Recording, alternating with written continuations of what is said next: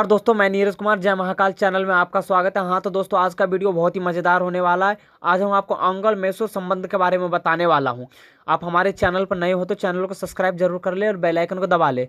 और हाँ, डिस्क्रिप्शन में लिंक है फेसबुक, इंस्टाग्राम, ट्विटर, जाके फॉलो जरूर करें। तो शुरू करते हैं अंगल मैसूर संबंध के बारे में। अंगल मैसूर संबंध अंग्रेजों द्वारा मैसूर के मामले में हस्तक्षेप के कई कारण थे, जिनमें सर्वाधिक महत्वपूर्ण कारण वाणिज्यिक था। मैसूर राज्य की भौगोलिक अवस्थित या और तट के लाभकारी व्यापार को मैसूर राज्य का पूरा नियंत्रण था। अंग्रेजों एक और मुख्य काली मिर्च और इलायची के व्यापार पर एकाधिकार चाहते थे। वहीं दूसरी ओर इन्हें मैसूर की मद्रास की संप्रभुता को भी खतरा था। मराठों द्वारा मैसूर का नियंत्रण आक्रमणों से वहां की वित्तीय स्थिति खराब हो गई। मैसूर राज्य के वित्त नियंत्रण देवराज एवं नंदराज की असफलता ने हैदर अली के उदय होने पे बहुमूल्य योगदान दिया। सन 1761 तक हैदर अली ने मैसूर में अपना स्वतंत्र राज्य स्थापित कर लिया और एक और जहां अपनी सर्वोच्चता का स्थापित करने तथा अपनी स्थिति को सुदृढ़ करने के लिए मराठा निजाम तथा कर्नाटक का नवाब निरंतर सीमा विस्तार में लगे हुए थे। वहीं दूसरी ओर पड़ोस में हैदर अली ने नेतृत्व में एक स्वतंत्र राज्य का उदय होना उनकी आंख का कांटा बन गया था।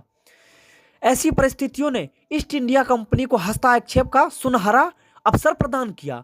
मैसूर राजस्व के मामले में धनी प्रांत था और फ्रांसीसियों से उसके संबंध थे, इसलिए मैसूर फ्रांसीसी संबंध अपने आप में अंग्रेजों के लिए एक बड़ा खतरा था।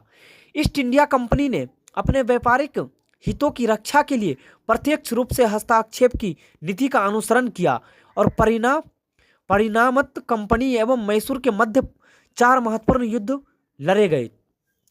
प्रथम अंगल मैसूर युद्ध 1780-84 ईस्वी में।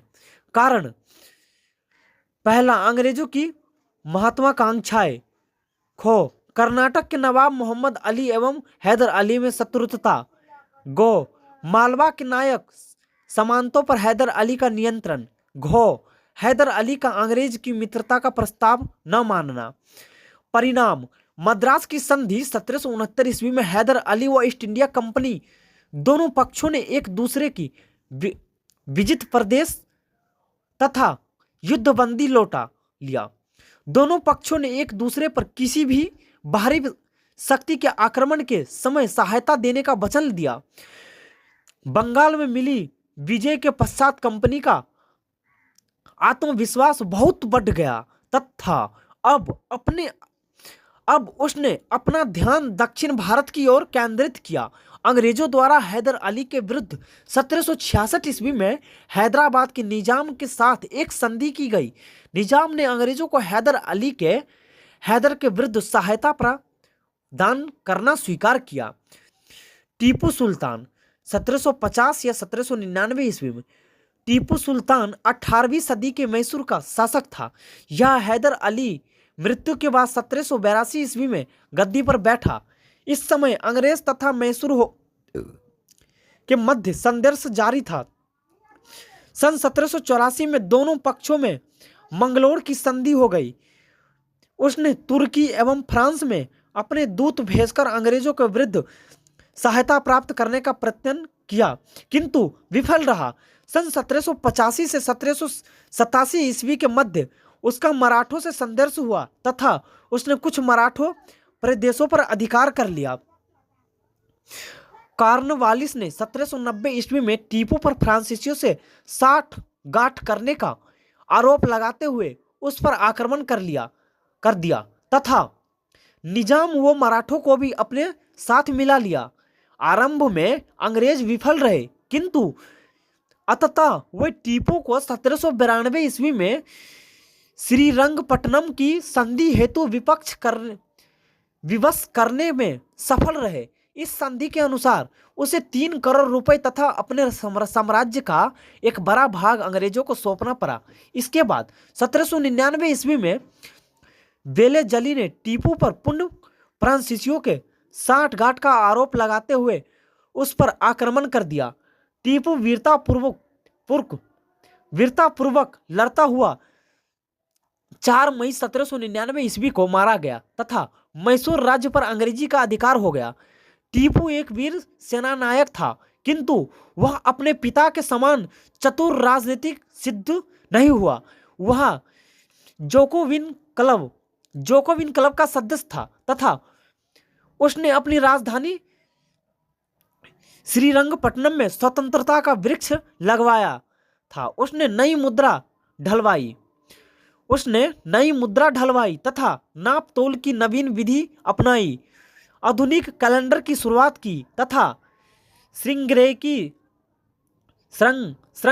के मठ को दान दिया। टीपू सुल्तान ने अपनी एक व्यापारिक कंपनी भी स्थापित की। द्वितीय अंग्ल मैसूर युद्ध 1780-84 ईस्वी। सन 1771 में जब मराठों ने हैदर अली पर आक्रमण किया, तब अंग्रेजों ने मद्रास की संधि का उल्लंघन करते हुए उसने कोई सहायता नहीं की।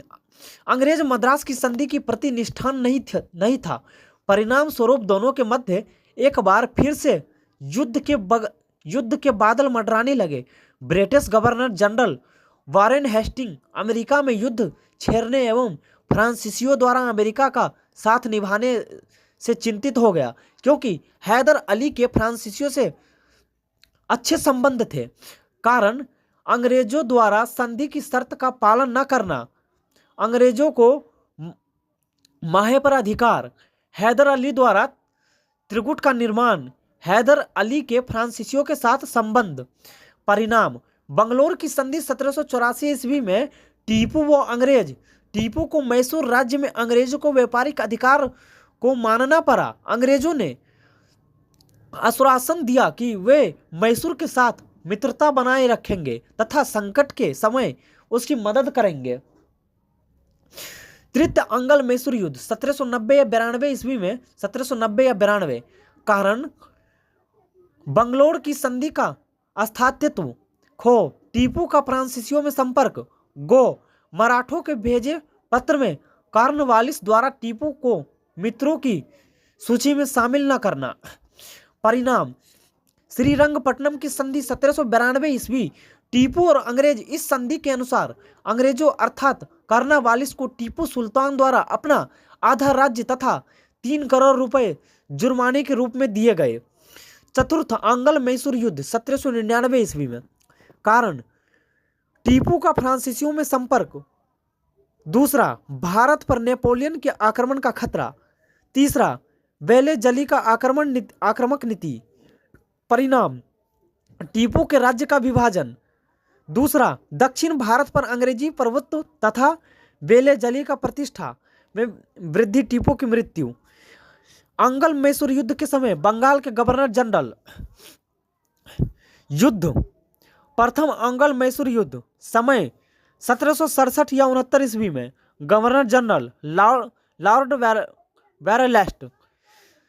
द्वितीय अंग्ल मैसूर युद्ध 1780 या 84 ईस्वी में लॉर्ड वारेन हेस्टिंग्स। तृतीय अंग्ल मैसूर युद्ध 1790 या 92 ईस्वी में लॉर्ड कॉर्नवालिस। चतुर्थ अंग्ल मैसूर युद्ध 1799 ईस्वी में। जय हिंद दोस्तों।